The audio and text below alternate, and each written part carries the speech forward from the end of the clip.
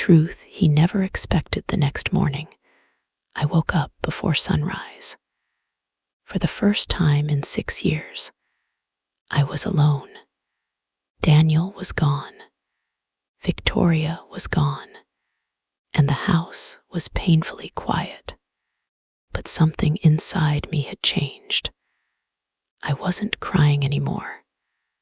I wasn't begging him to come back. I wasn't asking myself what I had done wrong. Instead, I was thinking about the brown envelope, the secret I had hidden for 6 years. I opened it again. Inside was a small stack of documents. The first document was a business registration certificate. The name on it was mine, Emma Wilson Designs. I had started the company 6 years ago, 3 months before I married Daniel. At the time, I was designing handmade home decor and selling my work online. It was just a small side business, but I loved it. Then Daniel's business began struggling. He needed money, so I used my savings to help him. I stopped working on my own dreams. I put my business aside, and I focused on supporting him. But I never completely gave up. While working behind the scenes, I continued designing. Quietly, secretly. Over the years, my little business grew. And then something unexpected happened. One of my designs became extremely popular. A large company contacted me. They wanted to buy the rights to my designs. The offer was worth more money than I had ever imagined. But there was one condition. The business had to remain completely separate from Daniel, so I kept it private. The money was mine. The company was mine. The designs were mine. Everything was legally registered in my name. I had never told Daniel, not because I didn't trust him, but because I wanted one thing in my life that belonged only to me. And now, I finally understood why keeping that secret had been the best decision I ever made. That afternoon, my phone rang. It was my lawyer. "Emma, I heard about what happened," I sighed. "Everyone knows already. Daniel has been telling people that you were financially dependent on him." I almost laughed. "Of course he has," my lawyer continued.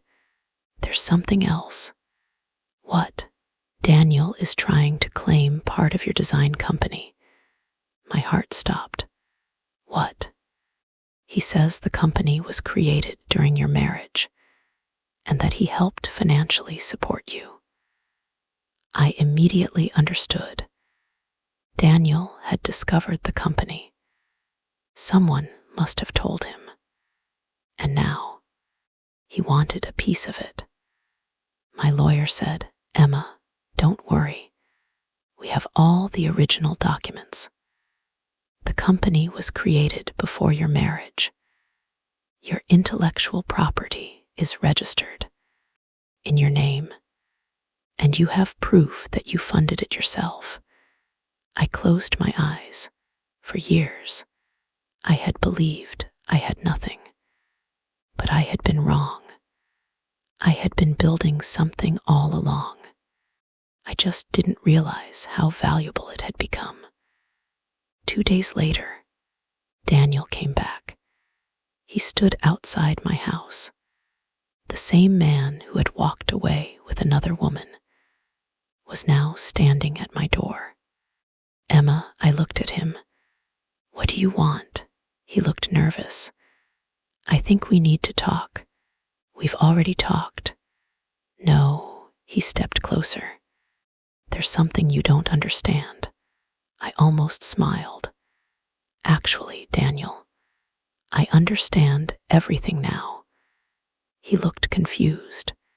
Then he said, I made a mistake. I stared at him. A mistake. The business, the designs. I smiled sadly. So that's why you're here. No. Yes, Daniel. You didn't come back because you love me. You came back because you realized the woman you abandoned wasn't helpless. He looked down.